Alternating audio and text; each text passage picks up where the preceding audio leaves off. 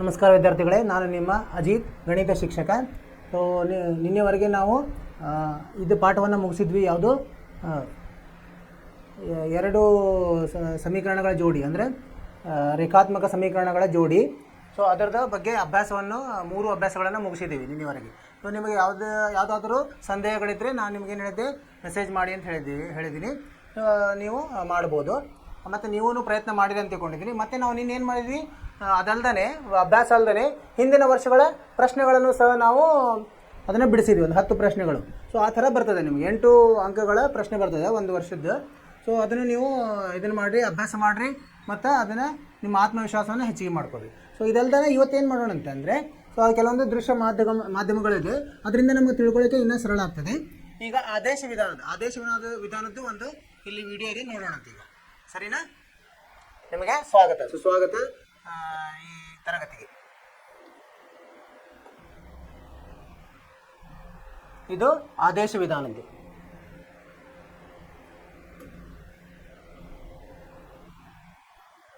ಇಂಗ್ಲೀಷ್ನಾಗ ಅದಕ್ಕೆ ಸಬ್ಸ್ಟಿಟ್ಯೂಷನಲ್ ಮೆಥಡ್ ಅಂತ ಹೇಳ್ತೀವಿ ನಾವು.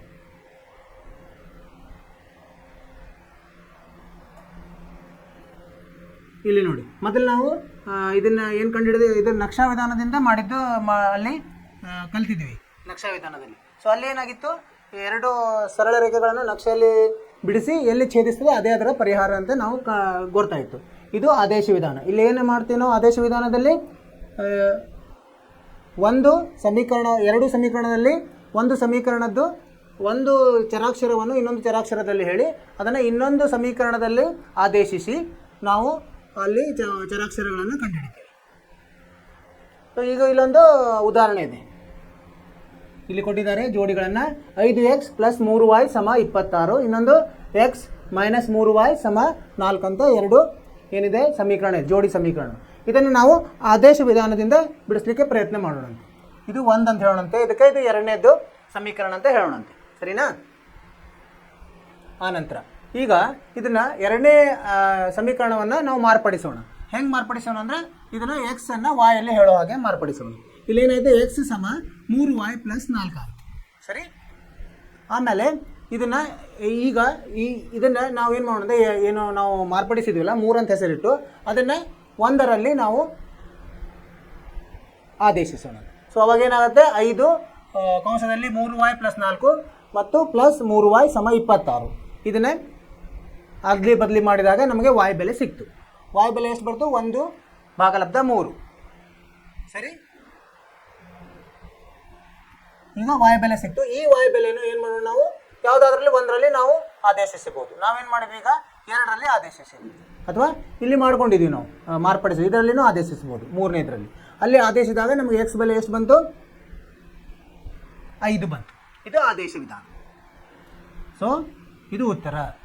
ಅರ್ಥವಾಯಿತು? ಈಗ ಹಂತವಾಗಿ ಕಲಿಯೋಣ ಅಂತ ಇದನ್ನು, ಆದೇಶ ವಿಧಾನ. 1ನೇ ಹಂತದಲ್ಲಿ ಏನು ಮಾಡಬೇಕು ನಾವು?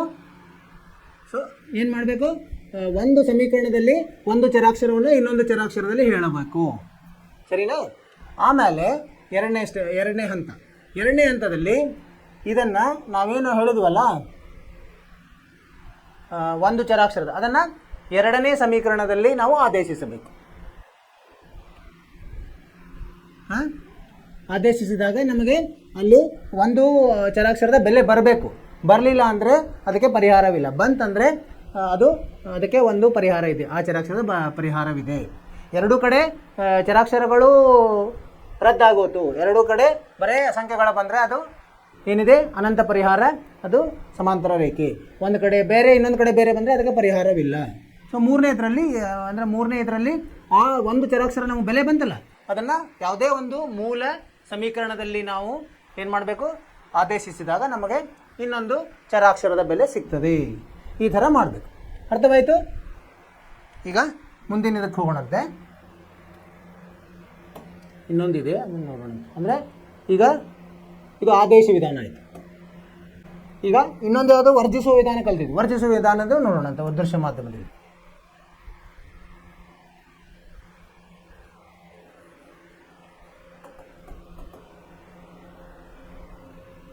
ಇದು ವರ್ಜಿಸುವ ವಿಧಾನ. ಇಂಗ್ಲೀಷ್ನಾಗ ಇದಕ್ಕೆ ಏನಂತೀವಿ ನಾವು ಎಲಿಮಿನೇಷನ್ ಮೆಥಡ್ ಅಂತ ಹೇಳ್ತೀವಿ.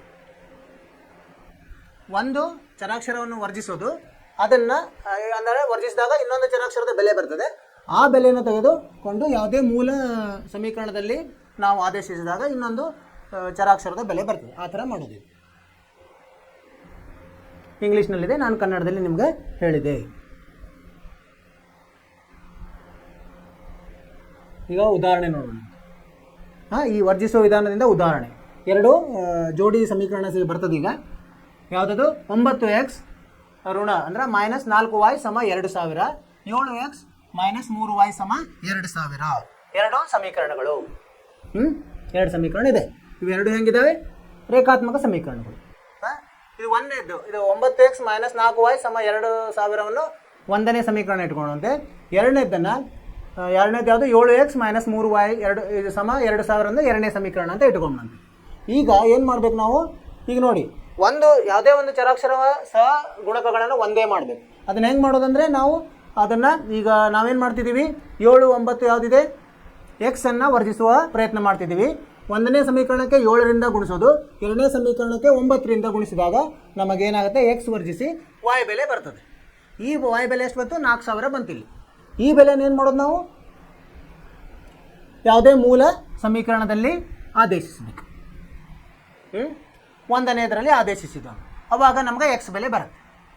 ಈ ಥರ ಇದು ಮೂರೂ ವಿಧಾನದಲ್ಲಿ ಸರಳವಾದ ವಿಧಾನ ಇದು. ಇದನ್ನು ನಾವು ಮಾಡೋದು. ನೋಡಿ, ಎಕ್ಸ್ ಬೆಲೆ ಎಷ್ಟು ಬರುತ್ತೆ? 2000 ಬರ್ತದೆ. 2000. ಸೊ ವಾಯ್ ಬೆಲೆ ಬಂತು, ಎಕ್ಸ್ ಬೆಲೆ ಬಂತು. ಸರಳವಾಗಿದೆ ಅಲ್ವಾ? ಸೊ ನಿಮಗೆ ಅವರು ಇದರಲ್ಲಿ ಪರೀಕ್ಷೆಯಲ್ಲಿ ಇದೇ ಮಾಡಿರಿ ಅದೇ ಮಾಡಿರಿ ಅಂತ ಹೇಳಿಲ್ಲ ಅಂದರೆ ನೀವು ನನ್ನ ಪ್ರಕಾರ ವರ್ಜಿಸುವ ವಿಧಾನ ಮಾಡೋದು ಒಳ್ಳೆಯದು. ಸೊ ಈಗ ಅದನ್ನು ಹಂತ ಹಂತವಾಗಿ ನೋಡೋದು. ಹೆಂಗೆ? ಒಂದನೇ ಹಂತ ಏನು, ಎರಡನೇ ಹಂತ ಏನು, ಮೂರನೇ ಹಂತ ಏನು. ಒಂದನೇ ಹಂತದಲ್ಲಿ ಏನು ಮಾಡಬೇಕು? ಸಹಗುಣಗಳು, ಒಂದು ಚರಾಕ್ಷರದ ಸಹಗುಣಗಳನ್ನು ಒಂದೇ ಥರ ಮಾಡ್ಕೋಬೇಕು. ಅದನ್ನು ಹೆಂಗೆ ಮಾಡ್ತೀವಿ ನಾವು? ಲಸ ತೊಗೋಬೇಕು, ಆಮೇಲೆ ಅದನ್ನು ಅದಲು ಬದಲು ಗುಣಿಸ್ಬೇಕು. ಇದರ ಅಂದರೆ ಅದು ಏನಾಗ್ತದೆ? ಸಹಗುಣಕ ಅದರದ್ದು ಅಪವರ್ತನ ಆಗ್ತದೆ. ಅದನ್ನು ಗುಣಿಸಿ ನಾವು ಒಂದು ಚರಾಕ್ಷರದ ಸಹಗುಣಕ ಒಂದೇ ಮಾಡಬೇಕು. ಅದೇನಾದರೂ ಒಂದೇ ಚಿಹ್ನೆ ಐತೆ ಅಂದರೆ ಒಂದರಲ್ಲಿ ಒಂದು ಕಳಿಬೇಕು. ಅದು ಎರಡು ಬೇರೆ ಬೇರೆ ಚಿಹ್ನೆ ಇತ್ತಂದರೆ ಕೂಡಿಸ್ಬೇಕು. ಅದು ಎರಡನೇ ಹಂತ. ಸೊ ಈ ಎರಡನೇ ಹಂತದಲ್ಲಿ ನಿಮಗೆ ಒಂದು ಚರಾಕ್ಷರದ ಬೆಲೆ ಬಂದರೆ ಮಾತ್ರ ಮೂರನೇ ಹಂತಕ್ಕೆ ಹೋಗಬೇಕು.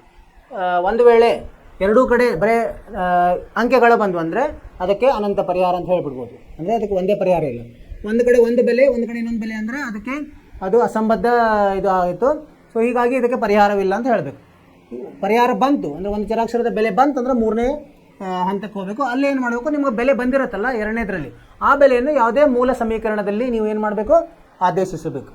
ಆವಾಗ ನಿಮಗೆ ಇನ್ನೊಂದು ಚರಾಕ್ಷರದ ಬೆಲೆ ಸಿಗ್ತದೆ. ಈ ಥರ 4 ಹಂತದಲ್ಲಿ ನಾವು ಇದನ್ನು ಬಿಡಿಸ್ಬೇಕು. ನಿಮಗೆ ಅರ್ಥವಾಯ್ತು ಅಂತ ತಿಳ್ಕೊಂಡಿದ್ದೀನಿ, ಸರಿನಾ?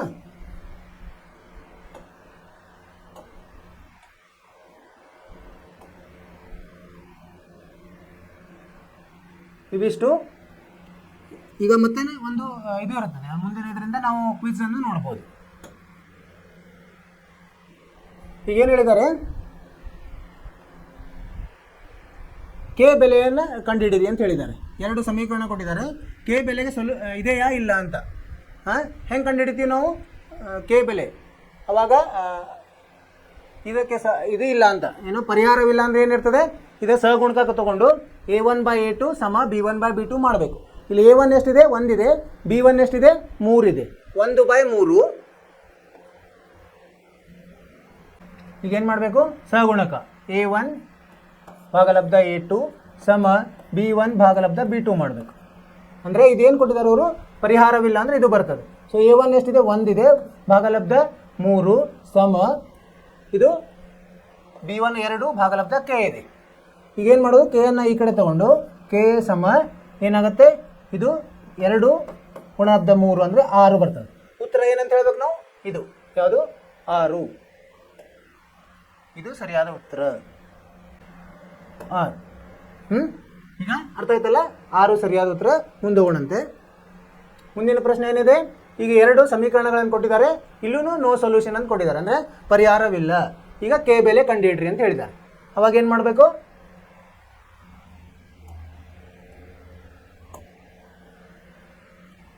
ಈಗನು A1/A2 ಸಮ B1/B2 ಮಾಡ್ಕೋಬೇಕು. A1 ಎಷ್ಟಿದೆ, ಇಲ್ಲಿ K ಇದೆ, ಎಕ್ಸ್ಗೆ ಗುಣಾಕಾರ ಆಗಿರೋದು. ಈಗ ಇದು ಎಷ್ಟಿದೆ, A2 6 ಇದೆ ಸಮ B1 ಎಷ್ಟಿದೆ, ಇಲ್ಲಿ -5 ಇದೆ ಭಾಗಲಬ್ಧ. ಆಮೇಲೆ ಇದು ಎಷ್ಟಿದೆ, 2 ಇದೆ ಅಲ್ವಾ, B2. ಸೊ ಇದನ್ನು ಕೆ ಅನ್ನು ಇಲ್ಲೇ ಇಟ್ಟು 6 ಈ ಕಡೆ ತೊಗೊಂಡೋದ್ರೆ ಏನಾಗುತ್ತೆ, -5 ಗುಂಡ್ಲೆ 6 ಭಾಗಲಬ್ಧ 2. 2 ಒಂದಲೇ 2 ಮೂರಲೆ ಅಂದರೆ ಋಣ 15. ಅಂದರೆ ನಮ್ಮದು ಇದು ಉತ್ತರ ಆಗ್ತದೆ. ಸರಿನಾ, ಇದು ಉತ್ತರ. ಮುಂದಿನಕ್ಕೆ ನೋಡಂತೆ. ಮುಂದಿನ ಪ್ರಶ್ನೆ ಏನಂತ ಕೊಟ್ಟಿದ್ದಾರೆ, ಈಗ ಎರಡು ಇದನ್ನು ಕೊಟ್ಟಿದ್ದಾರೆ ಅವರು. ಹ್ಯಾಸ್ ಇನ್ಫಿನಿಟ್ಲಿ ಮೆನಿ ಸೊಲ್ಯೂಷನ್, ಭಾಳಷ್ಟಿದೆ ಅಂದರೆ ಅನಂತ ಪರಿಹಾರ. ಅನಂತ ಪರಿಹಾರ ಇದ್ದಾಗ ಏನಾಗುತ್ತೆ, A1 ಮತ್ತು B ಬೆಲೆ ಕಂಡುಹಿಡಿಯಲಿಕ್ಕೆ ಕೇಳಿದ್ದಾರೆ. ಸೊ ಅವಾಗ ಅನಂತ ಪರಿಹಾರ ಇದ್ದಾಗ ಏನಾಗುತ್ತೆ, A1/A2 ಸಮ B1/B2 ಸಮ C1/C2 ಆಗುತ್ತೆ. ಈಗ A ಮತ್ತು B ಕಂಡುಹಿಡಿಯಲಿಕ್ಕೆ A1 ಎಷ್ಟಿದೆ, 2 ಇದೆ ಭಾಗಲಬ್ಧ. A2 ಎಷ್ಟಿದೆ, A+B ಇದೆ, A+B ಇದೆ ಸಮ B1 ಎಷ್ಟಿದೆ, 3 ಇದೆ ಭಾಗಲಬ್ಧ. B2 ಎಷ್ಟಿದೆ, 2A - B ಇದೆ ಸಮ C1 ಅಂದರೆ ಇದು ಮೂಲ ರೂಪದಲ್ಲಿ ತರಬೇಕಂದ್ರೆ -7 ಆಗುತ್ತೆ ಭಾಗಲಬ್ಧ. ಇದು -21 ಆಗುತ್ತೆ. ಈಗ ಇವನ್ನ ಉಪಯೋಗಿಸಿ ನಾವು A ಮತ್ತು B ಕಂಡುಹಿಡಿಬೇಕು. ಈಗ ಒಂದನೇ ಇದಕ್ಕೆ ಎಷ್ಟು ಬಂತಿದೋ ಇದನ್ನು ಸರಳೀಕರಣಗೊಳಿಸಿ ಋಣ ಹೋಗಿ 1 ಭಾಗಲಬ್ಧ 3 ಆಗುತ್ತೆ. 7 ಅಂದರೆ 7 3. ಅವಾಗ A+B ಅಂದರೆ 2/A+B ಸಮ 1 ಭಾಗಲಬ್ಧ 3 ಆಯಿತು. ಅಂದರೆ A+B ಈ ಕಡೆ ಬಂದಾಗ A+B ಸಮ 6 ಆಗುತ್ತೆ. A+B 6 ಆಗುತ್ತೆ. ಆಮೇಲೆ ಇದರಲ್ಲೇ ಯೂಸ್ ಮಾಡೋಣ, ಉಪಯೋಗಿಸೋಣ. 3/2A - B ಸಮ 1 ಭಾಗಲಬ್ಧ 3. ಈಗ ಇಲ್ಲಿ A ಬೆಲೆ ಏನು ನೋಡೋಣ. A ಬೆಲೆ 6 - B ಆಗುತ್ತೆ. ಇಲ್ಲಿ ಏನಾಯ್ತು, ಈಗ ಇದನ್ನು ಅಡ್ಡ ಕ್ರಾಸ್ ಮಲ್ಟಿಪ್ಲೈ ಮಾಡಿದಾಗ 3 3 9 ಸಮ 2A - B ಆಯಿತು. ಸರಿ, ಈಗ A ಇದ್ದಲ್ಲಿ 6 - B ಹಾಕೋಣ. 2 6 - B - B ಇದೇನಾಯಿತು, 12 - 2B - B ಆಯಿತು. ಅಂದರೆ ಇದು 9. ಇದನ್ನು 12 ಈ ಕಡೆ ತೊಗೊಂಡ್ರೆ -12 ಆಯಿತು, -3 ಆಯಿತು. ಇದು -3B ಆಯಿತು. B ಬೆಲೆ ಎಷ್ಟಾಯಿತು, 1. B 1 ಆದರೆ ಇದರಲ್ಲಿ ನಾವು ಹಾಕಿದಾಗ ಏನಾಗುತ್ತೆ, 6 - 1 ಸಮ 5. ಅಂದರೆ A ಬೆಲೆ 5, B ಬೆಲೆ 1. ಉತ್ತರ A ಬೆಲೆ 5, B ಬೆಲೆ 1 ಎರಡನೆಯ ಉತ್ತರ ಆಗ್ತದೆ. ಅದಕ್ಕೆ ನಾವು ಟಿಕ್ ಮಾಡಬೇಕು ಇಲ್ಲಿ. ಮುಂದಿನ ಪ್ರಶ್ನೆ ನೋಡೋಣ. ಮುಂದಿನ ಪ್ರಶ್ನೆ ಏನೋ ವಿಸ್ತೀರ್ಣ ಕೊಟ್ಟಿದ್ದಾರೆ. ವಿಸ್ತೀರ್ಣ ಇದರದ್ದು ತ್ರಿಭುಜದ್ದು ವಿಸ್ತೀರ್ಣ ಏನು ಕೊಟ್ಟಿದ್ದಾರೆ, ಎರಡು the area of A triangle found by the lines y = x, x = 6 and y = 3 is 3 ಕೊಟ್ಟಿದ್ದಾರೆ. The area formed by 3. So ಈಗ 3 ಏನಾಗುತ್ತೆ, ಒಂದರ ಸಂಧಿಸಿದಾವೆ. ಈಗ ಈ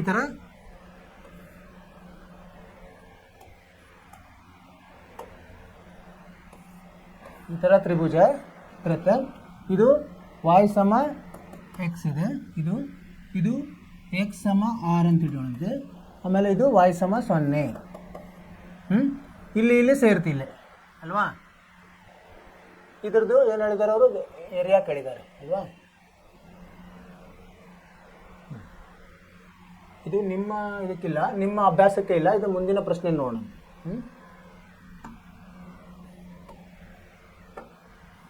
ಮುಂದಿನ ಪ್ರಶ್ನೆ, find what value of K. ಯಾವ ಬೆಲೆ, ಕೆ ಬೆಲೆಗೆ ಇದು ಕೋಇನ್ಸಿಡೆಂಟ್, ಒಂದರಲ್ಲಿ ಒಂದು ಏನಾಗುತ್ತೆ, ಮರ್ಜ್ ಆಗುತ್ತೆ. ಕೋಇನ್ಸಿಡೆಂಟ್ ಆದರೆ ಏನಂತ ಆಯ್ತು, ಎಲ್ಲಾನು ಸಹಗುಣಗಳು ಅದರ ಅನುಪಾತ ಸಮ ಇರ್ತದೆ ಅಂತ.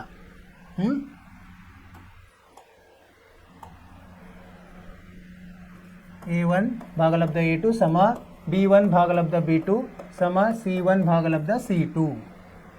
ಈಗೇನಾಯ್ತು, ಈಗ A1 ಎಷ್ಟಿದೆ, 3 ಇದೆ ಭಾಗಲಬ್ಧ 6 ಸಮ B1 ಎಷ್ಟಿದೆ, -1 ಭಾಗಲಬ್ಧ ಇದು -k ಇದೆ B2. C1 ಎಷ್ಟಿದೆ, 8 ಭಾಗಲಬ್ಧ 16 ಇದೆ ಅಲ್ವಾ. ಈಗ ಇದು ಏನಾಯಿತು, ಋಣ ಹೋಗಿ 3 ಭಾಗಲಬ್ಧ 6 ಸಮ 1 ಭಾಗಲಬ್ಧ k ಆಯಿತು. ಕೆ ಅನ್ನು ಈ ಕಡೆ ತೊಗೊಂಡಾಗ ಎಡಗಡೆ ಕೆ ಇಲ್ಲಿ ಬಂತು. ಇದು 6 ಭಾಗಲಬ್ಧ 3 ಆಯಿತು. 3 1 3 2 ಕೆ ಬೆಲೆ ಎಷ್ಟು ಬಂತು, 2 ಬಂತು. 2 ಇಲ್ಲಿದೆ, ಮೂರನೇ ಉತ್ತರ. ಇದಕ್ಕೆ ಟಿಕ್ ಮಾಡೋದು. ಮುಂದಿನ ಪ್ರಶ್ನೆ. ಇಲ್ಲಿ ಒಂದು ಜೋಡಿಗಳನ್ನು ಕೊಟ್ಟಿದ್ದಾರೆ. 3x + y = 1. ಆಮೇಲೆ 2k - 1x k - 1y = 2k + 1 is inconsistent. Inconsistent ಅಂದರೆ ಏನು? a1/a2 = b1/b2 ಸಮವಿಲ್ಲ c1/c2. ಸೊ ನಾವು ಈಗ k ಬೆಲೆ ಕಂಡುಹಿಡಿಬೇಕು. ಕಂಡುಹಿಡಿ. ಇಲ್ಲೇನಿರ್ತದೆ? a1/a2 = b1/b2 ಇರ್ತದೆ. ಇದು ಇನ್ಕನ್ಸಿಸ್ಟೆಂಟ್ ಅಂದರೆ ಅಸ್ಥಿರ. a1 ಎಷ್ಟಿದೆ? ಇಲ್ಲಿ 3 ಇದೆ ಭಾಗಲಬ್ಧ. ಇಲ್ಲಿ a2 ಎಷ್ಟಿದೆ? 2k - 1 ಇದೆ ಸಮ b1 ಎಷ್ಟಿದೆ? 1 ಇದೆ ಭಾಗಲಬ್ಧ. ಇಲ್ಲಿ k - 1 ಇದೆ. b2 ಇದನ್ನು ಅಡ್ಡವಾಗಿ ಗುಣಲಬ್ಧ ಮಾಡಿದಾಗ ಏನು ಬರ್ತದೆ ನಮಗೆ? 3 ಕಂಸದಲ್ಲಿ k - 1 ಸಮ 1 ಇದರಿಂದ ಗುಣಿಸಿದರೆ 2k - 1 ಬರ್ತದೆ. ಸೊ ಇದನ್ನು ಬಿಡಿಸಿದಾಗ 3k - 3 ಸಮ 2k - 1. ಇದನ್ನು ಈ ಕಡೆ ತೊಗೊಂಡೋದಾಗ 2k ಮೈನಸ್ ಆಗ್ತದೆ. 3k - 2k ಎಷ್ಟು ಬರ್ತದೆ? k. ಈ -3 ಈ ಕಡೆ ಬಂದಾಗ +3 ಆಗುತ್ತೆ. 3 - 1 2 ಬರ್ತದೆ. k ಬೆಲೆ 2. k ಬೆಲೆ 2 ಎಲ್ಲಿದೆ? 4ನೇ ಉತ್ತರ. ಸೊ 4ನೇ ಉತ್ತರಕ್ಕೆ ನಾವು ಟಿಕ್ ಮಾಡಿ. ಮುಂದಿನದು k ಬೆಲೆ ಇದು ಏನಿದೆ ಅಂತ ಯುನಿಕ್ ಸೊಲ್ಯೂಷನ್. ಒಂದೇ ಇದು ಅಂದರೆ ಯಾವುದಕ್ಕೆ ಸಮ ಇರಬಾರ್ದು. a1/a2 ಸಮ ಇರಬಾರ್ದು, b1/b2 ಸಮ ಇರಬಾರ್ದು, c1/c2 ಅದ್ರ ಮೇಲೆ ಕಂಡುಹಿಡಿಬೇಕು ನಾವು. ಏನು? ಒಂದೇ ಪರಿಹಾರ. a1/a2 ಸಮವಿಲ್ಲ b1/b2 ಮಾಡಬೇಕು. ಸಮ ಇರಬಾರ್ದು. ಅದನ್ನು ಇದರಲ್ಲಿ ಯಾವುದು ಸಮ ಇಲ್ಲ ನೋಡೋಣ ಅಂತ. a1 ಎಷ್ಟಿದೆ? ಈಗ k ಇದೆ ಭಾಗಲಬ್ಧ. a2 ಎಷ್ಟಿದೆ? 6 ಇದೆ ಸಮವಿಲ್ಲ. b1 ಎಷ್ಟಿದೆ? -1 ಇದೆ ಭಾಗಲಬ್ಧ. b2 ಎಷ್ಟಿದೆ? -2 ಇದೆ. ಅಂದರೆ k ಸಮವಿಲ್ಲ. ಯಾರನ್ನು ಈ ಕಡೆ ತೊಗೊಂಡೋದ್ರೆ 6 ಇದು ಋಣ ಹೋಗಿ ಧನ ಆಗ್ತದೆ. 2 1 2 3 ಅಂದರೆ 3 ಆಯಿತು. ಸಮವಿಲ್ಲ 3. k ಸಮವಿಲ್ಲ 3 ಯಾವುದು? ಬಿ ಉತ್ತರ. ಅದಕ್ಕೆ ನಾವು ಬಿಗೆ ಟಿಕ್ ಮಾಡಬೇಕು. ಮುಂದಿನ ಪ್ರಶ್ನೆ ನೋಡೋಣಂತೆ. 8ನೇ ಪ್ರಶ್ನೆ. If the system of equation 2x + 3y = 5, 4x + ky = 10 has infinitely many solution ಅಂದರೆ ಅನಂತ ಪರಿಹಾರ. ಅವಾಗ ಏನು ಹೆಂಗಿರ್ತದೆ? a1/a2 = b1/b2 = c1/c2 ಇರ್ತದೆ. ಸೊ ಅದನ್ನು ಉಪಯೋಗ ತಗೊಂಡು ನಾವೇನು ಮಾಡಬೇಕು? k ಬೆಲೆ ಕಂಡುಹಿಡಿಬೇಕು. a1/a2 = b1/b2 = c1/c2. ಅಂದರೆ ಏನಾಗ್ತದೆ? ಈಗ a1 ಎಷ್ಟಿದೆ? 2 ಇದೆ ಭಾಗಲಬ್ಧ. a2 ಎಷ್ಟಿದೆ? 4 ಇದೆ ಸಮ b1 ಎಷ್ಟಿದೆ? 3 ಇದೆ ಭಾಗಲಬ್ಧ. b2 ಎಷ್ಟಿದೆ? k ಇದೆ ಮತ್ತು c1 ಎಷ್ಟಿದೆ? ಇದು 5ಅನ್ನು ಆ ಕಡೆ ತೊಗೊಂಡು ಹೋಗ್ಬೇಕು ಮೂಲ ರೂಪದಲ್ಲಿ, ಆದರ್ಶ ರೂಪದಲ್ಲಿ. -5 ಭಾಗಲಬ್ಧ -10 ಆಯಿತು. ಈಗ k ಬೆಲೆ ಇಲ್ಲಿ ಕಂಡುಹಿಡಿಬೋದು. 3 ಇಲ್ಲಿ 2 ಕಡೆ ಕಂಡುಹಿಡಿದ್ರು ಒಂದೇ ಉತ್ತರ ಬರ್ತದೆ. 3 × 4 = 2k ಆಗುತ್ತೆ. k ಬೆಲೆ ಎಷ್ಟಾಯಿತು? 12 ಭಾಗಲಬ್ಧ 2 ಬರ್ತದೆ. ಇಲ್ಲಿ ಹಾಕಿದ್ರು ಅದೇ ಬರ್ತದೆ. ಸರಿ ಹೋಯ್ತಾ?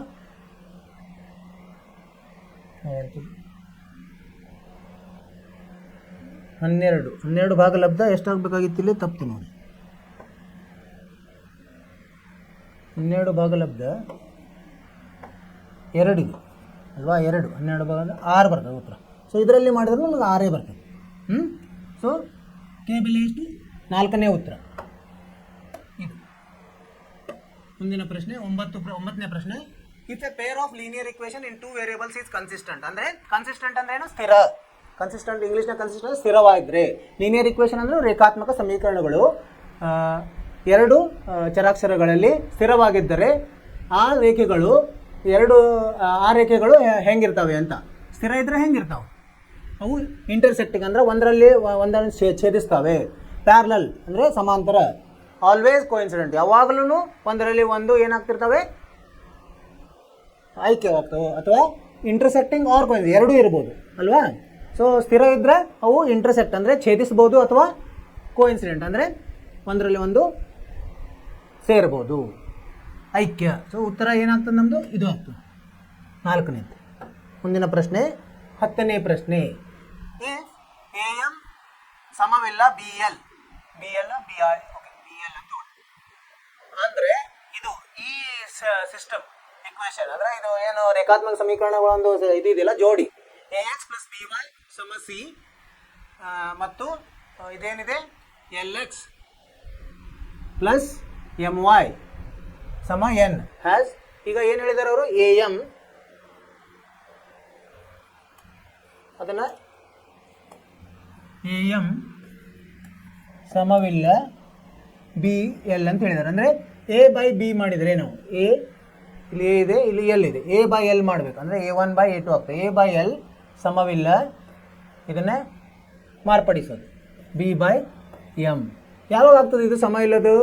ಇದು A1 ಇದು B1 ಎಲ್ ಇದೆ ಇಲ್ಲಿ ಅಲ್ವಾ, B1 ಎಲ್ಲಿದೆ, A1 ಎ ಇದೆ, B1 ಏನಿದೆ ಅಲ್ಲ A1 A2 ಏನಿದೆ ಎಲ್ಲಿದೆ.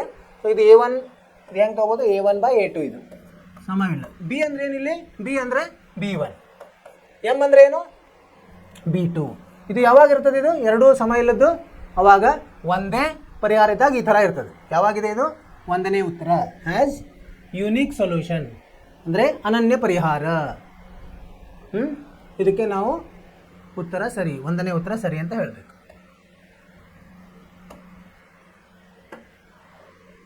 ಈಗೇನಾಯಿತು, ನಮ್ಮಲ್ಲಿ ನಾವು ಒಂದು ನಮ್ಮ ಇದಕ್ಕೆ ಇರಲಿಲ್ಲ ಅದನ್ನು ಬಿಟ್ಟಿದ್ವಿ, ಹೀಗಾಗಿ 9 ಸರಿಯಾಗಿದೆ. 10ರಲ್ಲಿ 9 ಸರಿಯಾಗಿದೆ. ನಾವು 15 ನಿಮಿಷ ಟೈಮ್ ತಗೊಂಡು ಇದು ಒಂದನೇ ಸರಿ. ನಮ್ದು ಯಾವುದು ನಮಗೆ ಅದು ಇದಾಗಿಲ್ಲ ಅದನ್ನು ನೋಡೋಣ.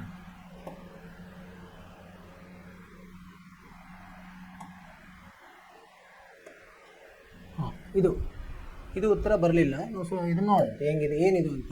18 ಅಂತ ಬಂದಿದೆ. ಇದು ನಮ್ಮ 18 ಉತ್ತರ ಕೊಟ್ಟಿದ್ರೆ ಸರಿ ಹೋಗ್ತದೆ. ಆಯ್ತು. ಸೊ ಈ ಥರ ಕ್ವಿಜ್ ಇರ್ತದೆ, ಅವಾಗ ಇವಾಗ ನಾವು ಮಾಡೋಣ.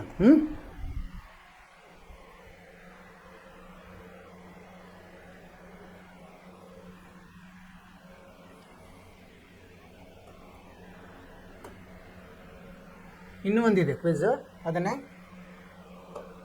ನೋಡೋಣ. ಇಲ್ಲಿ ನೋಡಿ, ಇಲ್ಲಿ ಪ್ರಶ್ನೆಗಳಿದೆ. The sum of digits of 2 digit number ಅಂದರೆ 2 ಅಂಕಗಳ ಸಂಖ್ಯೆ 9 ಇದೆ. ಅದಕ್ಕೆ 27 ಸೇರಿಸಿದಾಗ ಏನಾಗುತ್ತೆ? ದ ಅಂಕೆಗಳು ರಿವರ್ಸ್ ಆಗುತ್ತೆ. ಉಲ್ಟಾ ಮಾಡಿದಾಗ 27 ಸೇರಿಸಿದರೆ ಅದು ಅಂಕೆಗಳು ಉಲ್ಟಾ ಪಲ್ಟಾ ಆಗ್ತದೆ. ಆ ನಂಬರ್ ಏನು ಅಂತ ಕೇಳಿದ್ದಾರೆ. ಅದನ್ನೇನು ಮಾಡಬೇಕಂದ್ರೆ ಮೊದಲು ಏನು ಮಾಡ್ಬೇಕು ನಾವು, ಆ ನಂಬರ್ ಏನಂತ ಬರೋಣ ಅಂತ XY ಅಂತ ಹೇಳೋಣ. XY number. ಸೊ ಇದನ್ನು ನಾವು ವಿಸ್ತಾರ ರೂಪದಲ್ಲಿ ಹೆಂಗೆ ಬರೀಬೇಕು? 10x + y ಅಂತ ಬರೀಬೇಕು. ಸರಿನಾ? ಈಗ ಡಿಜಿಟ್ಸು ಇದು ಒಂದು ಏನು ಕೊಟ್ಟಿದ್ದಾರೆ ಅವರು, x + y ಸಮ ಏನಂತ ಬಿಡಿದ್ರೆ 9 ಅಂತ ಹೇಳಿದ್ದಾರೆ. 27 ಈ ನಂಬರಿಗೆ ಸೇರಿಸಿದಾಗ 27 ಸೇರಿಸಿದ್ರೆ ಅಂತ ಕೊಡ್ರಿ. ಅಂದರೆ 10x + y + 27 ಆದರೆ ಏನಾಗುತ್ತೆ? ಅದು ರಿವರ್ಸ್ ಆಗುತ್ತೆ ಅಂತ ಹೇಳ್ತಾರೆ. ಅಂದರೆ ರಿವರ್ಸ್ ಅಂದರೆ yx ಅಂದರೆ ಏನು? ಅದಲು ಬದಲು ಅಂದರೆ 10y + x ಆಗುತ್ತೆ ಅಂತ ಹೇಳ್ತಾರೆ. ಇದನ್ನು ನಾವು ಇಲ್ಲಿ ಬರೆಯೋಣಂತೆ. 10y + x ಆಗುತ್ತೆ ಅಂತ ಹೇಳ್ತಾರೆ. ಇದಕ್ಕೆ ಸಮ ಆಗ್ತದೆ ಅಂತ ಹೇಳ್ತಾರೆ. ಇದನ್ನು ನಾವು ಬಿಡಿಸಿದಾಗ ಏನು ಬರ್ತದೆ ನೋಡೋಣ. x ಅನ್ನು ಈ ಕಡೆ ತೊಗೊಂಡ್ರೆ ಏನಾಗುತ್ತೆ? 10x - x 9x ಆಯಿತು. ಇದು y 10y - y ಅಂದರೆ -10y + y ಅಂದರೆ -9y ಆಯಿತು. ಏನಾಗುತ್ತೆ? ಇದು +27 ಸಮ 0 ಆಯಿತು. ಈಗ ಇದನ್ನು 9ರಿಂದ ಭಾಗಿಸೋಣ. ಎಲ್ಲ ಹೋಗುತ್ತಲ್ಲ, 9ರಿಂದ ಭಾಗಿಸಿದ್ರೆ ಏನಾಗುತ್ತೆ? x - y + 3 ಸಮ 0 ಆಯಿತು. ಈಗ ಏನು ಮಾಡೋಣ, ಇಲ್ಲಿ ಇದನ್ನು ತೊಗೊಂಡು ಬರೋಣ. ಇಲ್ಲಿ ಉಪಯೋಗಿಸಿ x - y ಸಮ -3 ಆಯಿತು. ಇದು ಒಂದರಲ್ಲಿ ಒಂದು ಕೂಡಿಸಿದಾಗ ಏನಾಗುತ್ತೆ? 2x y ಕ್ಯಾನ್ಸಲ್ ಆಗುತ್ತೆ. ಇದು 9ರಲ್ಲಿ 3 ಹೋದರೆ 6 ಅಂದರೆ x ಬೆಲೆ ಎಷ್ಟು ಬಂತು? ನಮಗೆ 3 ಬಂತು. ಇಲ್ಲಿ x ಬೆಲೆ 3 ಬಂದರೆ ಇದರಲ್ಲಿ ಎಲ್ಲಾದರೂ ಉಪಯೋಗಿಸಿದರೆ ನಮಗೆ y ಬೆಲೆ ಬರ್ತದೆ. ಇಲ್ಲಿ ಹಾಕಿದ್ರು ಬರ್ತದೆ. ಈಗ 3 - y + 3 ಸಮ 0. ಸೊ y ಎಷ್ಟಾಗುತ್ತೆ? ಇದು ಈ ಕಡೆ ಬಂದರೆ y ಬೆಲೆ 6 ಆಯಿತು. ಹಾಗಾದರೆ ನಾವು ನಂಬರ್ ಏನಂತ ತಿಳ್ಕೊಂಡಿದ್ವಿ? XY ಅಂತ ತಿಳ್ಕೊಂಡಿದ್ವಿ. ಅಂದರೆ XY ಏನಾಯಿತು? 36 ಆಯಿತು. ಅಂಕೆ ಯಾವುದು? 36. 36 ಎಲ್ಲಿದೆ? 4ನೇ ಉತ್ತರ. 4ನೇ ಉತ್ತರ ಸರಿಯಾಗಿದೆ. 4ನೇ ಉತ್ತರಕ್ಕೆ ನಾವು ಟಿಕ್ ಹಾಕ್ಬೋದು. ಮುಂದಿನದು.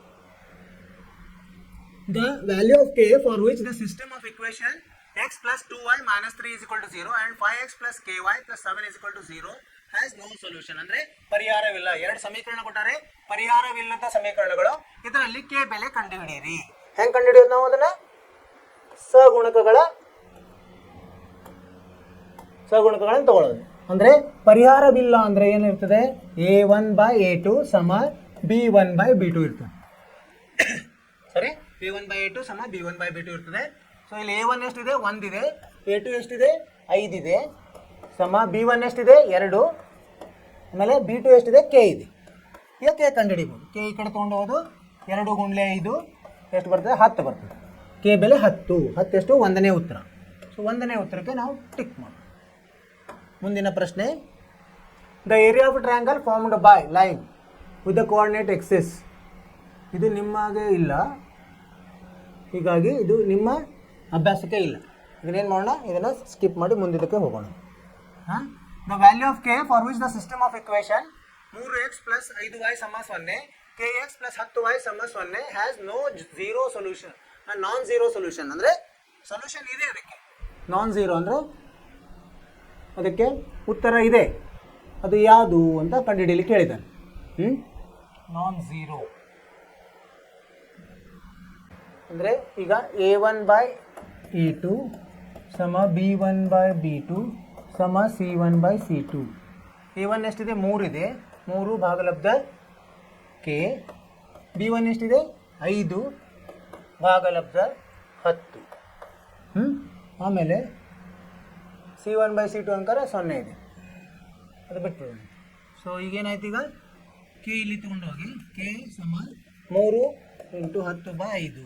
5 ಅಂದರೆ 5 2 3 2 6 ಆಗುತ್ತೆ. ಅಂದರೆ 3ನೇ ಉತ್ತರ 6. ಮುಂದಿನ ಪ್ರಶ್ನೆ, if the system of equation 2x + 3y = 7, ಆಮೇಲೆ 2ax ಪ್ಲಸ್ ಕೌಂಸದಲ್ಲಿ a + b y = 28 has infinitely many solutions. ಅಂದರೆ ಅನಂತ ಪರಿಹಾರ. ಅವಾಗ ಏನಿರ್ತದೆ, 3 ಸಮ ಇರ್ತವೆ. A1/A2 ಸಮ B1/B2 ಸಮ C1/C2 ಇರ್ತದೆ. ಅದನ್ನು ಉಪಯೋಗಿಸಿ ನಾವು ಎ ಮತ್ತು ಬಿ ನಡುವಿನ ಸಂಬಂಧವನ್ನು ಕಂಡುಹಿಡಿಬೇಕು. ಈಗೇನು ಮಾಡಬೇಕಿಲ್ಲ, A1/A2 ಸಮ B1/B2 ಸಮ C1/C2 ಸಹಗುಣಕಗಳನ್ನು ಇದರಲ್ಲಿ ಆದೇಶಿಸೋಣ. A1 ಎಷ್ಟಿದೆ, 2 ಇದೆ. A2 ಎಷ್ಟಿದೆ, 2a ಇದೆ. ಸಮ B1 ಎಷ್ಟಿದೆ, 3 ಇದೆ. y-ಗೆ ಏನು ಗುಣ ಇರುತ್ತೆ, ಅದು ಇಲ್ಲೇ y-ಗೆ ಏನು ಗುಣ ಆಗಿದೆ, a + b ಆಗಿದೆ. ಸಮ C1 ಎಷ್ಟಿದೆ, ಇದು ಆ ಕಡೆ ಹೋದರೆ ಋಣ 7 ಆಗ್ತದೆ, ಆಮೇಲೆ ಋಣ 28. ಇದನ್ನು ಬಿಡಿಸಿದಾಗ 1 ಭಾಗಲಬ್ಧ 4 ಆಗುತ್ತೆ. ಇಲ್ಲಿ a ಕಂಡುಹಿಡಿಬೋದು. ಈಗ 2 ಇಲ್ಲಿ ಏನಾಗುತ್ತೆ, 2 ಏನು ಉಳಿತದೆ, 1/7 ಅಲ್ವಾ. ಇದನ್ನು ನಾವು ಹೆಂಗೆ ಬರಿಬೋದು, 1/a ಸಮ 1/4. ಅಂದರೆ a ಬೆಲೆ ಎಷ್ಟು ಬಂತು, 4 ಬಂತು. ಇದನ್ನು ಇಲ್ಲಿ ಬೇರೆದರಲ್ಲಿ ನಾವು ಇದರಲ್ಲಿ ಆದೇಶಿಸಿದಾಗ 3/a + b ಸಮ 1/4ರಲ್ಲಿ ಆದೇಶಿಸ್ಬೋದು. a + b ಎಷ್ಟು ಬರುತ್ತೋ, 4/3 ಆಗುತ್ತೆ. ಅಂದರೆ ಈಗ a ಬೆಲೆ ಎಷ್ಟು ಬಂದು 4 ಬಂದಿದೆ. ಸೊ 4 + b ಸಮ, ಇಲ್ಲ 4/3 ಅಲ್ಲ, a + b 12 ಆಗುತ್ತೆ. ಇಲ್ಲಿ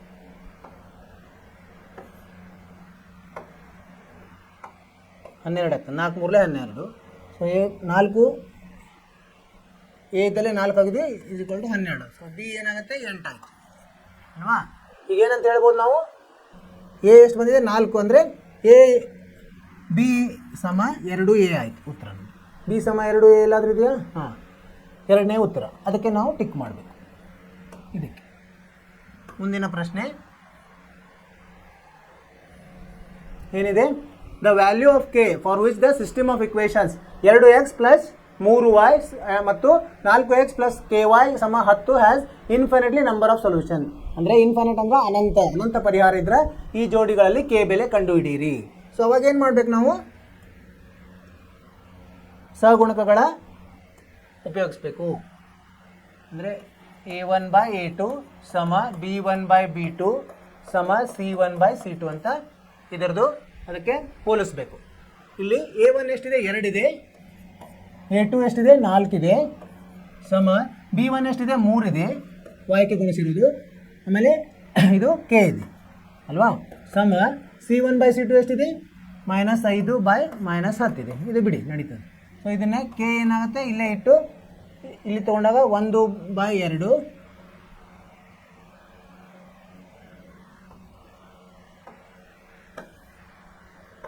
ಇದೇನಾಗುತ್ತೆ, ಈಗ ಇದು ಕೆ ಇಲ್ಲಿ ಹೋಗಿ 2 ಇಲ್ಲಿ ಹೋದರೆ 3 ಗುಂಡ್ಲೆ 2 ಆಗುತ್ತೆ, ಅಂದರೆ 6 ಉತ್ತರ. ಯಾವುದು ಮೂರನೇ ಉತ್ತರ. ಮುಂದಿನ ಪ್ರಶ್ನೆ, ಇದು ಈ ಥರ ನಮಗೆ ಕ್ವಿಜ್ ಇರ್ತವೆ ಬೇರೆ ಬೇರೆ. ಸೊ ಇವೆಲ್ಲ ಏನಿದೆ ಇದು ಇಷ್ಟ ಸಮಯದಲ್ಲಿ ಮುಗಿಸ್ಬೇಕಂತ ಇರ್ತದೆ. ಇಫ್ ಎಕ್ಸ್ ಬೆಲೆ ಕೊಟ್ಟಿದ್ದಾರೆ, ವೈ ಬೆಲೆ ಕೊಟ್ಟಿದ್ದಾರೆ, is the solution of the system of equation. ಇವೆರಡು ಸಮೀಕರಣಗಳನ್ನು ಕೊಟ್ಟಿದ್ದಾರೆ. ಎಕ್ಸ್ ಮೈನಸ್ ವೈ ಸಮ 2, ಎಕ್ಸ್ ಪ್ಲಸ್ ವೈ ಸಮ 4. Then the value of a by b are. ಏನಂತ ಹೇಳಿದ್ದಾರೆ ಅವರು? ಸಿಸ್ಟಮ್ ಆಫ್ ಇಕ್ವೇಷನ್ ಏನಂತ ಹೇಳಿದ್ದಾರೆ? ಸೊಲ್ಯೂಷನ್ ಆಫ್ ದ ಇಕ್ವೇಷನ್ ಕೊಟ್ಟಿದ್ದಾರೆ ಅವರು. ಸೊ ನಾವೇನು ಮಾಡಬೇಕು? ಅದರಲ್ಲಿ ಆದೇಶಿಸಬೇಕು. ಇಲ್ಲಿ ಎಕ್ಸ್ ಏನು ಮಾಡೋಣಂತೆ, ಒಂದನೇ ಇದರಲ್ಲಿ ಸಮೀಕರಣ ಎಕ್ಸ್ ಮೈನಸ್ ವೈ ಸಮ 2 ಅಂತ ಹೇಳಿದ್ದಾರೆ. ಎಕ್ಸ್ ಏನು ಹೇಳಿದ್ದಾರೆ? ಅಲ್ಲಿ ಎ ಅಂತ ಹೇಳಿದ್ದಾರೆ. ವೈ ಏನು ಹೇಳಿದ್ದಾರೆ? ಬಿ, ಅಂದರೆ ಎ ಮೈನಸ್ ಬಿ ಸಮ 2 ಆಯ್ತು. ಈಗ ಇನ್ನೊಂದು ಏನು ಕೊಟ್ಟಿದ್ದಾರೆ? ಎಕ್ಸ್ ಪ್ಲಸ್ ವೈ ಸಮ 4 ಅಂತ ಹೇಳಿದ್ದಾರೆ. ಅವಾಗ ಎಕ್ಸ್ ಇದ್ದಲ್ಲಿ ಎ ಹಾಕೋಣಂತ, ಪ್ಲಸ್ ಬಿ ಇದ್ದಲ್ಲಿ ಏನು ವೈ ಇದ್ದಲ್ಲಿ ಬಿ ಹಾಕಿ 4. ಸೊ ಇವೆರಡು ಸಮೀಕರಣಗಳನ್ನು ಇವನ್ನು ವರ್ಜಿಸುವ ವಿಧಾನದಿಂದ ಕಂಡುಹಿಡಿಯಬಹುದು. ಎ ಮೈನಸ್ ಬಿ ಸಮ 2 ಇದನ್ನು ಇಲ್ಲಿ ತೊಗೊಂಡಿದ್ದೀನಿ. ಸೊ ಇದು ಬಿ ಅನ್ನು ವರ್ಜಿಸ್ಲಿಕ್ಕೆ ಏನು ಮಾಡಬೇಕು? ನಾವು ಕೂಡಿಸ್ಬೇಕು. 2a ಸಮ 6 ಆಯಿತು. ಎ 6/2 3 ಆಯಿತು. ಇದನ್ನು ಇಲ್ಲಿ ಹಾಕಿದಾಗ ಏನಾಗ್ತದೆ? 3 ಮೈನಸ್ ಬಿ ಸಮ 2. 3 ಈ ಕಡೆ ಬಂದರೆ -3 ಆಯಿತು. ಮೈನಸ್ ಬಿ ಸಮ -1 ಆಯಿತು. ಬಿ ಸಮ 1 ಆಯಿತು. ಸರಿ, ಅಂದರೆ A3B1 ಮೊದಲಿಗೆ ಎ ಬೆಲೆ ಅಂದರೆ 1ನೇ ಉತ್ತರ. ಇದಕ್ಕೆ ನಾವು ಟಿಕ್ ಮಾಡಬೇಕು. ಮುಂದಿನ ಪ್ರಶ್ನೆ ಏನಿದೆ? 2 ಸಮೀಕರಣ ಕೊಟ್ಟಿದ್ದಾರೆ. 2x ಮೈನಸ್ 3y ಸಮ 7. ಇನ್ನೊಂದು a plus B X A plus B minus A plus B minus 3y ಸಮ 4a ಪ್ಲಸ್ ಬಿ. ಏನಿದೆವು? ಕೋಇನ್ಸಿಡೆಂಟ್ ಆಗಿ ಅಂದರೆ ಒಂದರಲ್ಲಿ ಒಂದು ಐಕ್ಯವಾಗ್ತಾವೆ. ಅವಾಗ ಎ ಬೆಲೆ, ಎ ಮತ್ತು ಬಿ ಬೆಲೆ ಏನು ಅದರ ನಡುವೆ ಸಂಬಂಧ ಕೇಳಿ ಅದರ ಮಾಡೋಣಂತೆ. ಏನು ಮಾಡ್ಬೇಕು ನಾವು? ಆ ಸಂದರ್ಭದಲ್ಲಿ ಐಕ್ಯವಾಗಬೇಕಾದ್ರೆ ಏನಾಗ್ತದೆ? ಇದನ್ನು ಈ ಅನುಪಾತದ ಸಂಬಂಧವನ್ನು ಬರಿಬೇಕು. a1/a2 ಸಮ b1/b2 ಸಮ c1/c2. ಸೊ a1 ಎಷ್ಟು ಇದೆ? ಇಲ್ಲಿ 2 ಇದೆ, ಎಕ್ಸಿಗೆ ಗುಣಿಸಿರೋದು. a2 ಎಷ್ಟಿದೆ ನೋಡಿ? a2 a ಪ್ಲಸ್ ಬಿ ಇದೆ ಸಮ b1 ಎಷ್ಟಿದೆ? -3 ಇದೆ ಭಾಗಲಬ್ಧ. b2 ಎಷ್ಟಿದೆ? -a ಪ್ಲಸ್ ಬಿ -3 ಇದೆ. yಗೆ ಗುಣಾಕಾರ ಇದು ಪೂರ್ತಿ ತೊಗೊಳ್ಬೇಕು. ಆಮೇಲೆ ಸಿ ಎಷ್ಟಿದೆ? ಇಲ್ಲಿ ಋಣ ಆ ಕಡೆ ತೊಗೊಂಡು ಮಾಡಬೇಕದು. -7 ಭಾಗಲಬ್ಧ ಇದು ಋಣ ಆಗ್ತದೆ. ಅದು -4a ಪ್ಲಸ್ ಬಿ ಆಯಿತು. ಇದು ಋಣ ಕ್ಯಾನ್ಸಲ್ ಆಗ್ತದೆ. ಅದು ಬರೆಯೋದು ನಾವು ಮೊದಲು ಅದನ್ನು ಬರೀಕೋಬೇಕು. 4a plus B. ಈಗ ಇದನ್ನು ಉಪಯೋಗಿಸೋಣಂತೆ. ಈಗ ಏನಾಯಿತು? 4a plus B. ಈಗ ಇಲ್ಲಿ ನೋಡಿ ಏನಾಗುತ್ತೆ? ಈಗ ಈ ಎರಡನ್ನು ಈಗ ಅಡ್ಡವಾಗಿ ನಾವು ಗುಣಿಸಿದಾಗ ಇದು ಋಣ ಹೋಗಿ ಪ್ಲಸ್ ಆಗುತ್ತೆ. ಇದು ಈಗ ಇಲ್ಲಿ ಬಂದಾಗ 2 ಗುಂಡ್ಲೆ a ಪ್ಲಸ್ ಬಿ -3 ಸಮ 3 ಗುಂಡ್ಲೆ a ಪ್ಲಸ್ ಬಿ ಆಯಿತು. ಇವೆರಡನ್ನೇ ಉಪಯೋಗಿಸೋಣ. ಈಗೇನಾಯಿತು? ಬಿಡಿಸಿದಾಗ 2a ಪ್ಲಸ್ 2b -6 ಸಮ 3a ಪ್ಲಸ್ 3b. ಇದನ್ನು ನಾವು ಮಾರ್ಪಡಿಸಿದಾಗ ಏನಾಗುತ್ತೆ? ಇದು 2a ಈ ಕಡೆ ಬಂದರೆ -2a ಆಗಿ ಏನು ಉಳಿತು? ಈಗ a ಉಳಿತದೆ. ಈ b ಈ ಕಡೆ ಬಂದಾಗ ಏನಾಗುತ್ತೆ? ಮೈನಸ್ ಪ್ಲಸ್ ಬಿ ಆಗಿ ಇಲ್ಲೇನು ಉಳಿತದೆ? -6 ಆಯಿತು. a ಪ್ಲಸ್ ಬಿ ಸಮ -6. ಆ ಥರದ್ದು ಯಾವುದೂ ಇಲ್ಲ. ಸೊ ಅದಕ್ಕೆ ನಾವು ಇದು ನೋಡೋಣ ಅಂತ. ಈಗ ಇವೆರಡನ್ನು ಮಾಡಿದಾಗ ಯಾವ್ದು ಬರ್ತದೆ ನೋಡೋಣ. ಅವರು ಏನು ಹೇಳಿದ್ರೆ a ಪ್ಲಸ್ 5b ಹೇಳಿದ್ದಾರೆ. ಈಗ ಇದರಲ್ಲಿ ನಮಗೆ ಇದು ಒಂದೇ ರಿಲೇಷನ್ ಸಿಕ್ತು. ಈಗ 2 ಭಾಗಲಬ್ಧ a ಪ್ಲಸ್ ಬಿ ಅನ್ನು ಇದಕ್ಕೆ ಇದಕ್ಕೆ ಸೇರಿಸಿ ನೋಡೋಣ. 7/4a plus B. ಅಡ್ಡವಾಗಿ ನಾವು ಗುಣಲಬ್ಧ ಮಾಡಿದಾಗ 8a ಪ್ಲಸ್ 2b ಸಮ 7a ಪ್ಲಸ್ 7b ಆಯಿತು. ಈಗ ಇದನ್ನು ಆ ಕಡೆ ತೊಗೊಂಡಾಗ ಏನಾಗುತ್ತೆ? a ಇದು ಆ ಕಡೆ ತೊಗೊಂಡಾಗ -5b ಸಮ ಏನಾಗುತ್ತೆ? 0 ಆಯಿತು. a -5b ಇಲ್ಲಿದೆ ನೋಡಿ. ಮೂರನೇದ್ದು ನಾವು ಉತ್ತರ ಅಂತ ಹೇಳ್ಬೋದು. ಮೂರನೇದು. ಮುಂದಿನ ಪ್ರಶ್ನೆ 9ನೇ ಪ್ರಶ್ನೆ ಏನಿದೆ? The area of a triangle. ಇದು ನಮಗೆ ಇಲ್ಲ, ನಿಮ್ಮ ಅಭ್ಯಾಸಕ್ಕೆ ಇಲ್ಲ. ಮುಂದಿನ ಪ್ರಶ್ನೆ Arun has only one rupee 2 rupee coins with her. ಅಂದರೆ ಅರುಣ ಕಡೆ 1 ರೂಪಿಯ ನಾಣ್ಯಗಳು, 2 ರೂಪಾಯಿದ್ದು ನಾಣ್ಯಗಳಿವೆ. If the total number of coins that she has 50, ಎರಡೂ ನಾಣ್ಯಗಳನ್ನು ಸೇರಿಸಿದ್ರೆ 50 ಆಗ್ತದೆ, 50 ಕಾಯಿನ್. ಆಮೇಲೆ ದುಡ್ಡು ಎಷ್ಟು ಇರ್ತದೆ? 75 ರೂಪಾಯಿ ಆಗ್ತದೆ. ಅವಾಗ ಅವ್ರು ಏನು ಕೇಳ್ತಾರೆ, 1 ರೂಪಾಯಿ ಕಾಯಿನ್ ಎಷ್ಟು, 2 ರೂಪಾಯಿ ಕಾಯಿನ್ ಎಷ್ಟು ಅಂತ ಮಾಡೋಣ ಅಂತ. ಈಗ ಏನಂತಿಗೋಣ, 1 ರೂಪಾಯಿ ಕಾಯಿನು ಎಕ್ಸ್ ಅಂತ ಇಟ್ಕೊಂಬೋದು. 1 ರೂಪಾಯಿ ಕಾಯಿನು ಏನಂತಿಗೋಣ, ಎಕ್ಸ್ ಇರಲಿ. ಆಮೇಲೆ 2 ರೂಪಾಯಿ ಕಾಯಿನು ವಾಯ್ ಅಂತ ತೊಗೊಂಡಂತೆ. ಹೀಗಾಗಿ ಅವ್ರು ಏನು ಹೇಳಿದ್ದಾರೆ, ಒಂದನೇ ಸಂದರ್ಭದಲ್ಲಿ ಎಕ್ಸ್ ಪ್ಲಸ್ ವಾಯ್ ಸಮ ಎಷ್ಟಿದೆ ಅಂದರೆ ಅವರು 50 ಕಾಯಿನ್ ಅಂತ ಹೇಳಿದ್ದಾರೆ. ಇದು ಒಂದನೇ ಸಮೀಕರಣ. ಇನ್ನೊಂದು ಇದರ ಬೆಲೆ ಪ್ರಕಾರ ಅಂದರೆ 1 ಗುಂಡ್ಲೆ ಎಕ್ಸ್ ಪ್ಲಸ್ 2 ಗುಂಡ್ಲೆ ವಾಯ್ ಬೆಲೆ ಎಷ್ಟಾಗ್ತದೆ ಅಂತ ಹೇಳ್ಯಾರ ಅವರು, 75 ರೂಪಾಯಿ ಆಗ್ತದೆ. ಅಂದರೆ ಎಕ್ಸ್ ಪ್ಲಸ್ 2 ವಾಯ್ ಸಮ 75. ಇದು ಒಂದನೇದು, ಇದು ಎರಡನೇದು. ಏನು ಮಾಡೋಣ, ಇದರಲ್ಲಿ ವರ್ಜಿಸುವ ವಿಧಾನದಿಂದ ಕಂಡುಹಿಡಿಯೋಣ. ಎಕ್ಸ್ ಪ್ಲಸ್ ವಾಯ್ ಸಮ 50. ಈಗ ನೋಡಿ, ಚಿಹ್ನೆಗಳು ಎಕ್ಸ್ ಸಗುಣಕ ಒಂದೇ ಇದೆ, ಅದು ಚಿಹ್ನೆಗಳನ್ನು ಒಂದೇ ಇದೆ. ಅವಾಗ ಏನು ಮಾಡ್ಬೇಕು, ನಾವು ಕಳಿಬೇಕು. ಕಳೆದಾಗ ಏನಾಗುತ್ತೆ, ಇದು ಚಿಹ್ನೆ ಬದಲಿ ಆಗ್ತದೆ. ಸೊ ಎಕ್ಸ್ ಕ್ಯಾನ್ಸಲ್ ಆಯಿತು. 2 ವಾಯ್ ಮೈನಸ್ ವಾಯ್ ಅಂದರೆ ವಾಯ್ ಉಳಿತು. ಇದು 25 ಅದು. 75ರಲ್ಲಿ 50 ಹೋದರೆ 25.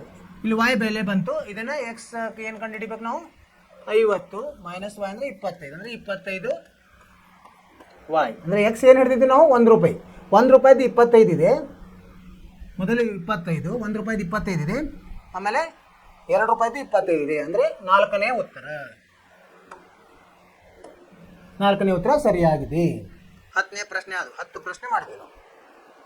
ಇದರಲ್ಲಿ ನಾವೇನು ಮಾಡಿದ್ವಿ, 1 ತಪ್ಪಿದೆ, 7 ಸರಿಯಾಗಿದೆ. ಯಾವುದು ತಪ್ಪಿದೆ ನೋಡೋಣ ಅಂತ. 1ನೇದ್ದು ಸರಿಯಾಗಿದೆ, 2ನೇದ್ದು ಸರಿಯಾಗಿದೆ, 3ನೇದ್ದು ಸರಿಯಾಗಿದೆ, 4ನೇದ್ದು ಸರಿಯಾಗಿದೆ, 5ನೇದ್ದು ಸರಿಯಾಗಿದೆ, 6ನೇದ್ದು ಸರಿಯಾಗಿದೆ, 7ನೇದ್ದು ಸರಿಯಾಗಿದೆ, 8ನೇದ್ದು ಸರಿಯಾಗಿದೆ, 9 ಇದು ಯಾವುದು, 10ನೇದ್ದು ತಪ್ಪು. ಇದು 35, 20 ಅಂತ ಹೇಳ್ತಾರೆ. ಹೇಗೆ ಅದು, ಎಲ್ಲಿ ತಪ್ಪಿದ್ವಿ ನಾವು,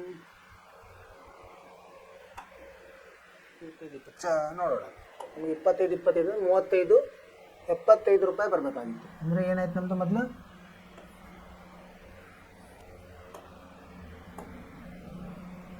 ಎರಡೂ ಸೇರಿಸಿದ್ರೆ ಎಷ್ಟಿದೆ ಅಂದರೆ ಅವರು ಇಲ್ಲೇನೋ ತಪ್ಪು ತೊಗೊಂಡು 50 ತೊಗೊಂಡಿದ್ವಿ, ಸರಿ ಇದೆ. ಆಮೇಲೆ ಎರಡನೇದ್ದು ಏನು ಹೇಳಿದ್ದಾರೆ, ದುಡ್ಡು ಸೇರಿಸಿದರೆ 1 ರೂಪಾಯಿದ್ದು ಎಕ್ಸ್ ಪ್ಲಸ್ 2 ವಾಯ್ ಸಮ ಎಷ್ಟು ಹೇಳಿದರೆ 75 ಹೇಳಿದ್ದಾನೆ, ಸರಿನಾ. ಈಗ ನೋಡಿ, ಅವ್ರದ್ದು ತಪ್ಪಿದೆ ಉತ್ತರ ನನ್ನ ಪ್ರಕಾರ. ಯಾಕಂದರೆ ಈಗ 25 ನಮ್ದೇನು ಬಂತು, 1 ರೂಪಾಯಿದು 25 ಬಂತು. ಅಂದರೆ ಎಷ್ಟು ಬಂತು, 25 ರೂಪಾಯಿ. 2 ರೂಪಾಯಿದ್ದು 25 ಬಂತು, ಅಂದರೆ 50 ರೂಪಾಯಿ. ಎರಡು ಸೇರಿಸಿ 75. ಅಂದರೆ ಉತ್ತರ ನಮ್ಗೆ ಸರಿಯಾಗಿದೆ, ಅವ್ರದ್ದು ತಪ್ಪಿದೆ. ಅವ್ರು ಏನಂತಾರೆ 35, 20 ಅಂತಾರೆ. 35 ಅಂದರೆ 35, 20 ಗುಂಡ್ಲೆ 2 40 ಸರಿ ಬರುತ್ತೆ. ನೋಡಂತೀವಿ, ಅದು ಬರುತ್ತೆ, ಇದು ಬರುತ್ತೆ. ಸೊ ಇದರಲ್ಲಿ ಇದನ್ನು ನಾವು ವರ್ಜಿಸಿದರೆ ಎಕ್ಸ್ ಪ್ಲಸ್ ವಾಯ್ ಸಮ 50. ಇದನ್ನು ವರ್ಜಿಸೋಣಂತ. ಇದು ಋಣ, ಇದು ಋಣ, ಇದು ಋಣ. ಇದು ವಾಯ್ ಸಮ 25 ಬಂತು, ವಾಯ್ ಸಮ 25 ಬಂತು. ಎಕ್ಸ್ 25, 50, 25 ಬಂತು. ನಮ್ಮ ಪ್ರಕಾರ ಇದು ಬರ್ತಾಯಿದೆ. ಸೊ 4ನೇ ಉತ್ತರ ಸರಿಯಾಗಿದೆ. ಇದು ಸರಿಯಾದ ಉತ್ತರ. ಅರ್ಥ ಆಯಿತು ವಿದ್ಯಾರ್ಥಿಗಳೇ. ಈ ಥರ ನಾವು ಕ್ವಿಝನ್ನು ಇನ್ಮೇಲಿಂದ ನೋಡೋಣ ಅಂತ, ನಮಗೆ ಜ್ಞಾನ ಅಭಿವೃದ್ಧಿ ಆಗ್ತದೆ. ಇದು 2 ಥರದ ಕ್ವಿಝ್ ಆಡಿದ್ವಿ ನಾವು. ನಿಮಗೆ ಚೆನ್ನಾಗಿ ಅನಿಸ್ತು ಅಂತ ತಿಳ್ಕೊಂಡಿದ್ದೀನಿ. ಈಗ ನಾಳೆ ಏನು ಮಾಡೋಣಂತೆ, ನಾಳೆ ಹೊಸ ಅಧ್ಯಾಯವನ್ನು ಶುರು ಮಾಡೋಣ. ಹೊಸ ಅಧ್ಯಾಯ ಯಾವುದು, ವರ್ಗ ಸಮೀಕರಣಗಳು. ನೀವೇನು ಮಾಡಿರಿ, ವರ್ಗ ಸಮೀಕರಣಗಳನ್ನು ನೋಡ್ಕೊಳ್ರಿ, ನೋಡ್ಕೊಳ್ರಿ. ನಾಳೆ ನಿಮಗೆ ವಿವರವಾಗಿ ಹೇಳ್ತೀನಿ ನಾನು. ನೋಡ್ಕೊಂಬರ್ರಿ, ತಯಾರಿ ಬಂದರೆ ನಿಮಗೇನಂತ ಒಂದು ಇದು ವಿಶ್ವಾಸ ಇರ್ತದೆ. ಸೊ ನಿಮಗೂ ಕೇಳಿದ ತಕ್ಷಣ ಚೆನ್ನಾಗಿ ಅನ್ನಿಸ್ತದೆ. ಸೊ ಅದನ್ನು ಓದ್ಕೊಂಡು ಬರ್ರಿ. ಅದು ಏನಪ್ಪ, ಏನಿಲ್ಲ, ನೀವು ಬಹುಪದೋಕ್ತಿಗಳನ್ನು ಕಲ್ತಿದ್ದೀವಲ್ಲ, ವರ್ಗ ಬಹುಪದೋಕ್ತಿಗೆ ನಾವು 0ಗೆ ಸಮ ಮಾಡಿಬಿಟ್ರೆ ಅದೇ ನಾವು ವರ್ಗ ಸಮೀಕರಣ. ಸೊ ಇದನ್ನೆಲ್ಲ ನೋಡ್ಕೊಂಬರ್ರಿ. ಅದು ಹೇಗೆ ನಾವು ವಾಕ್ಯದಲ್ಲಿದ್ದನ್ನು ಸಮೀಕರಣದಲ್ಲಿ ಹೆಂಗೆ ಮಾಡೋದು, ಆಮೇಲೆ ಅದರದ ಬೆಲೆಗಳನ್ನು ಹೆಂಗೆ ಕಂಡುಹಿಡಿಯೋದು, ಚರಾಕ್ಷರಗಳ ಬೆಲೆಯನ್ನು ಕಂಡುಹಿಡಿಯೋದು ಹೆಂಗೆ, ಬೇರೆ ಬೇರೆ ಇದು ಇದ್ದಾವೆ, ವಿಧಾನಗಳಿದ್ದಾವೆ. ಅದನ್ನು ನಾವು ಮುಂದಿನ ಕ್ಲಾಸ್ನಲ್ಲಿ ಕಲಿತೀವಿ. ಸೊ ಇಲ್ಲಿವರೆಗೆ ನಾವು ಹೇಳಿದ್ದು ನಿಮ್ಗೆ ಅರ್ಥವಾಯ್ತು ಅಂತ ತಿಳ್ಕೊಂಡಿನಿ. ನೀವು ಅದನ್ನು ಎಂಜಾಯ್ ಮಾಡಿರಿ ಅಂತ ತಿಳ್ಕೊಂಡಿನಿ. ನಿಮಗೇನಾದರೂ ಸಮಸ್ಯೆ ಇದ್ದರೆ ಮತ್ತೆ ನೀವು ಇಲ್ಲಿ ಮೆಸೇಜ್ ಮಾಡಿರಿ, ನಾವು ಅದಕ್ಕೆ ಪರಿಹಾರವನ್ನು ಹೇಳ್ತೀವಿ. ಸರಿನಾ? ಇಷ್ಟು ಹೇಳ್ತಾ ಇವತ್ತಿನ ತರಗತಿಯನ್ನು ಮುಗಿಸೋಣ ಅಂತ. ಚೆನ್ನಾಗಿರ್ರಿ, ಕಾಳಜಿ ತಗೋರಿ, ನಿಮ್ಮ ಆರೋಗ್ಯದ ಬಗ್ಗೆ ಅಭ್ಯಾಸ ಮಾಡಿರಿ, ಪಠ್ಯೇತರ ಚಟುವಟಿಕೆಗಳು ಆಟಗಳನ್ನು ಆಡ್ರಿ. ಶುಭವಾಗಲಿ. ನಮಸ್ಕಾರ.